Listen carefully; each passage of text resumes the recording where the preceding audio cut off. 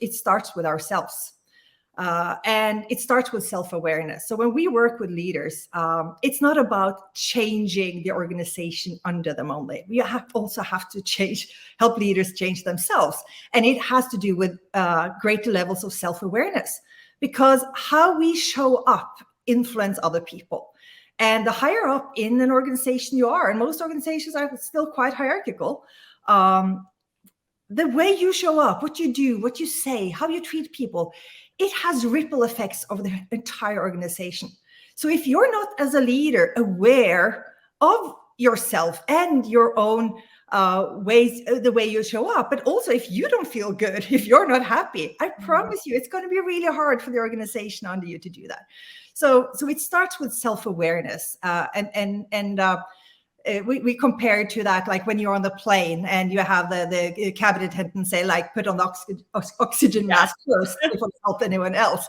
So that's how we kind of say, first you have to help yourself to be that leader.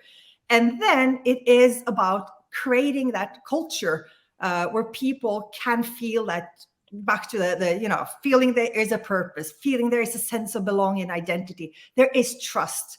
But there's also one other, like, of the building blocks of the corporate spring model that I want to emphasize, because this one I think is maybe the one that is like easiest and quickest to work with, and that is growth mindsets. And while we talk about like trust and values and all that, that takes time to build, and it needs to be consistently focused on, right? When it comes to growth mindsets, this is actually something people can learn and just recognize that they have the ability to make choices. They can make better choices for themselves. They can make better choices for their teams. And it is about how we view the world. Like, what kind of lenses do we view the world through? For example, do we always look for the problems? Do we always look for those things that doesn't work? Do we always look for that? Or do we actually spend most of our energy looking at, okay, this is good, let's reinforce that, let's make better of that, right? And we always say, when you kind of face a situation that's challenging, you have like a 2-second window in how to react, right?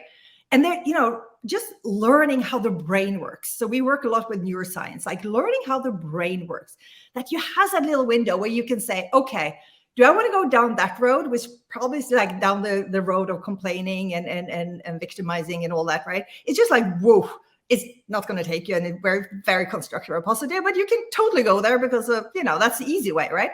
Or do I want to switch my brain into say, okay, it is what it is. What can I do about it? How can I think differently about that? What could be a solution? And that is the other way to go. And that is when you start thinking constructive and positive and optimistic. And we all have that ability, but we just have to be reminded. And it's back to self-awareness. Like, I'm not a victim of my brain. I'm not a victim of the world or circumstances. I can actually choose, how do I want to see it? That is such a powerful thing to do for yourself and to help others to see as well.